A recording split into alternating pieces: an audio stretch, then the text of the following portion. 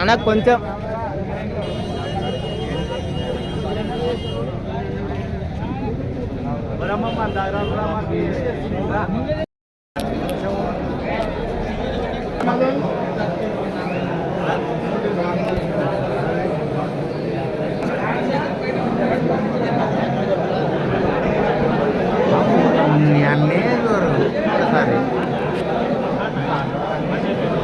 అయిపోయినా అయిపోతే మామ చేద్దాం ఇట్లా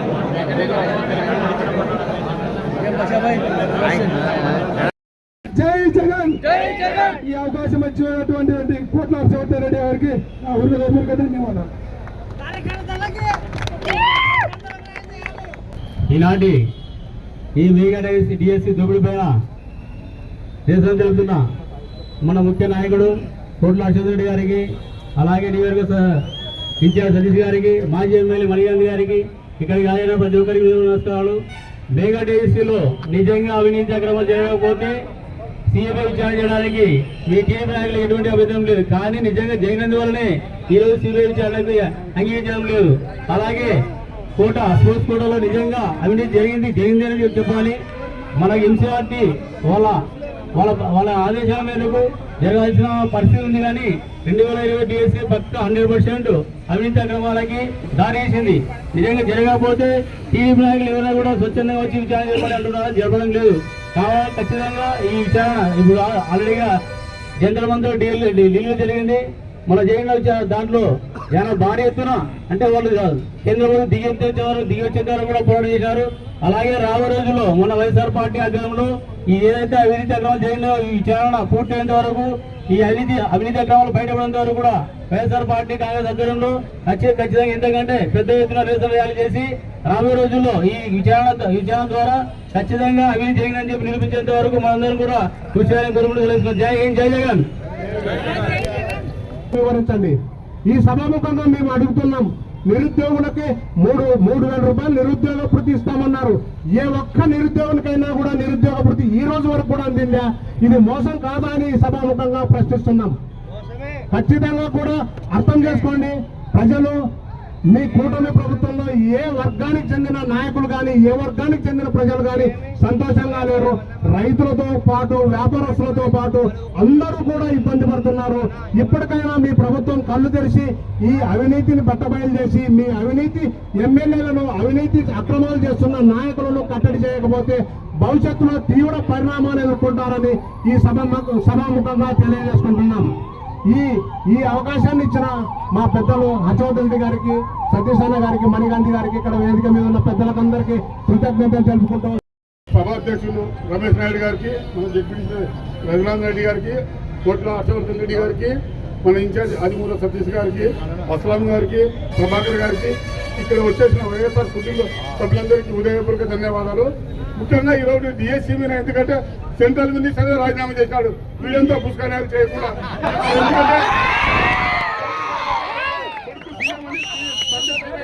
కొడుకులు ప్రోత్సహిస్తున్నాడు.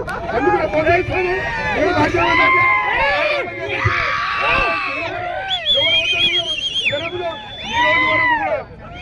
మనం చేయాల్సింది ఎమ్మని ఎంతైనా రాజీనామా చేయాలా? మనం రాజీనామా చేసిన లోకేష్ గారిని మనం అందరం కూడా ఈ స్థాయికి వస్తే అగ్గి పట్టుకొని కొట్టాల్సింది కూడా. నరేంద్ర మోడీకి దేశంలో ఎదురే లేదు, ఎవరు కూడా ఆయన ఎదిరించే పరిస్థితి లేదు. కానీ కాక్రోచ్ తెలుసు కదా, బొద్దింకల పార్టీ, కాక్రోచ్ జనతా పార్టీ అనే పార్టీ, జెన్జీ అంతా అంటే 2000 సంవత్సరం తర్వాత పుట్టినటువంటి వాళ్ళు జెన్జీ అంటారు వాళ్ళని. వాళ్ళందరూ కూడా ఏకమై ఈరోజు కేంద్రంలో పవర్ఫుల్ మంత్రిని, విద్యాశాఖ మంత్రిని వాళ్ళ ఉద్యమంతో రాజీనామా చేపించే పరిస్థితి కలిగింది. నరేంద్ర మోడీ ప్రభుత్వం కంటే బలవంతుడి చంద్రబాబు నాయుడు కాదు, ఆయన కొడుకు కాదని చెప్పి మీకు గుర్తుపెట్టుకోండి. మనము చేసే పోరాటం రాబోయే కాలంలో ఈ యొక్క అక్రమాలను నిరోధించడానికి మనమందరం కూడా, యువత కూడా, ముఖ్యంగా యువత, మాకైపోయింది పెద్ద వాళ్ళకి వయసు అయిపోయింది, వాళ్ళేం ఉద్యోగాలు చేయరు, ఇంకోటి చేయరు. యువకులు ఆలోచన చేయండి. మీ భవిష్యత్తు కోసం ఈరోజు జగన్మోహన్ రెడ్డి గారు తాపత్రయపడుతున్నారు. మీ భవిష్యత్తు కోసం జగన్మోహన్ రెడ్డి గారు మమ్మల్ని రంగంలోకి దించారు. మీరు కూడా మాతో పాటు కలిసి వస్తే మీకు అన్యాయం జరగకుండా, మీకు అన్యాయం రాబోయే కాలంలో జాగ్రత్తగా ఈ ప్రభుత్వం మసులుకుంటుందని చెప్పి తెలియజేసుకుంటున్నాను. అదేవిధంగా మనమందరం కూడా మీరు గడిచిన 4 రోజుల నుంచి ఈ కార్యక్రమానికి స్పందిస్తూ ప్రతి ఒక్కరు కూడా ప్రతి మండలం నుంచి కూడా ఈ కార్యక్రమాన్ని విజయవంతం చేసినారు. గడిచిన 3 రోజులుగా ఒక్కొక్క మండలం నుంచి ఒకరు వచ్చి ఇక్కడ కూర్చొని మీ సంఘీభావం తెలపడం జరిగింది. మీ అందరికి కూడా మా పేరున ప్రతి ఒక్కరికి కూడా కృతజ్ఞతలు తెలియజేసుకుంటున్నాను. అదేవిధంగా మీరు మొన్ననే చూశారు, పోయిన ఆదివారం రోజు మన ఆలూరు ఎమ్మెల్యే విరూపాక్షి గారిని అంత అన్యాయం చూడండి. ఒక్కసారి ఆయన ఒక కార్యకర్త పోయాడు, ఆయనకు ఫోన్ చేసి అన్నా నన్ను చంపేస్తారు, నువ్వు నాకు ఇప్పుడు ఇబ్బంది ఉంది అని అంటే ఎవరమైనా కూడా స్పందిస్తాం. ఆయన టక్కున ఊరికి పోయాడు. సంఘాల అనే గ్రామంలో ఆ పిల్లోడు కన్నీరు పెట్టుకొని వీడియో కాల్ చేస్తే పోయాడు. పోతే తెలుగుదేశం వాళ్ళు ఆయన్ని దాడి చేసి వాళ్ళే ఆయనని తమ్మునికి చేయరగొట్టారు. చేయరగొట్టి మళ్ళీ తిప్పి ఆయన మీదనే 307 కేసు, అంటే అటెంప్ట్ మర్డర్ కేసు ఒకటి కాదు పెట్టింది ఆయన మీద. సంఘాల అనే ఊర్లో ఒక కేసు పెట్టాడు 307. మళ్ళీ నేమకల్లనే విలేజ్కి వచ్చిన తర్వాత ఆడ ఒక అటెంప్ట్ మర్డర్ కేసు పెట్టినారు ఆయన మీద. ఒక ఆమెని బలత్కారం చేయమని, అంటే ఆమె అవమానించాడని చెప్పి ఒక కేసు పెట్టారు. అదేవిధంగా ఒక SC/ST కేసు పెట్టారు. తర్వాత అది కూడా కాదు, అదే గలాటలో ఒక జీప్ అద్దం పగిలితే మళ్ళీ అదొక కేసు పెట్టారు, క్రైమ్ నెంబర్ 40. అంటే జీప్ కొట్టాడు. ఇంకా ఎమ్మెల్యేలకు ఏం పని ఉండదా? వైఎస్ఆర్ కాంగ్రెస్ పార్టీ ఎమ్మెల్యేలకు జీపులు కొట్టుకుంటా వాళ్ళు ఇవి వేసుకుంటూ ఉండే పని తప్ప వేరే ఉండదా? ఎంత దుర్మార్గంగా ఈ వ్యవస్థ నడుస్తుందో చూడండి. చివరికి మేమందరం కూడా పోయామడికి. మేమేమన్నాం, ఎందుకు ఈ పరిస్థితులను ఎందుకు పోయినాం అంటే, లేదన్నా వాళ్ళు ఈ రకంగా చేస్తున్నారు, వీడియో కాల్ చేసి వాళ్ళు పొద్దున శివం చూస్తామంటే నేను పోవాల్సి వచ్చింది అన్నారు. అంటే ఒక కార్యకర్తకు ధైర్యం చెప్పడానికో, ఒక కార్యకర్తకు మద్దతు తెలపడానికి పోతే కూడా ఈ ప్రభుత్వం ఇంత అన్యాయమైన కేసులు పెడుతుంది. ఇటువంటి పరిస్థితుల్లో మేమందరం కూడా పోయి ఆ కుటుంబానికి ధైర్యం చెప్పాము. తప్పకుండా ఆ కుటుంబానికి, విరూపాక్షి గారి కుటుంబానికి మేమంతా కూడా అండగా ఉన్నాం.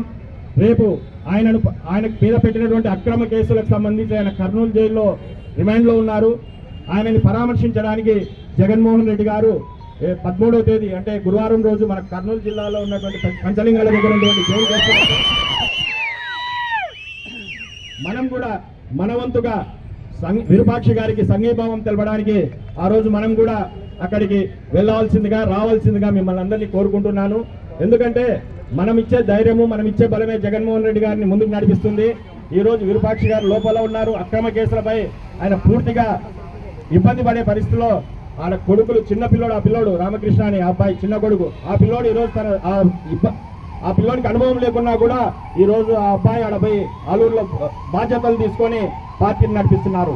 కాబట్టి ఎంతమందిని ఇబ్బంది పెట్టినా, ఎంతమంది నాయకుల్ని అరెస్టు చేసినా, ఎంతమంది నాయకుల్ని జైల్లో పెట్టినా, ఎవరో ఒకరైతే కూడా చిన్న పిల్లోడైనా ఈ పార్టీని భుజాల మీద మోస్తాడు, చిన్న పిల్లోడైనా కూడా ఈ పార్టీని ముందుకు తీసుకుపోతాడు.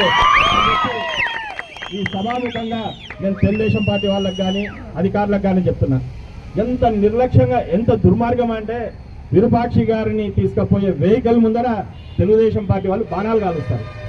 ఎంత దుర్మార్గం చూడండి, ఎంత అన్యాయము. పోలీసులు ఎదురుగా, 100 మంది పోలీసులు ఎదురుగానే విరూపాక్షి గారిని, ఎమ్మెల్యే గారిని తీసుకుపోయే బాణం జీప్ ముందర తెలుగుదేశం పార్టీ వాళ్ళు. అంటే ఎక్కడికి పోతుంది ప్రజాస్వామ్యం? ఎక్కడ ఉంది ప్రజలు?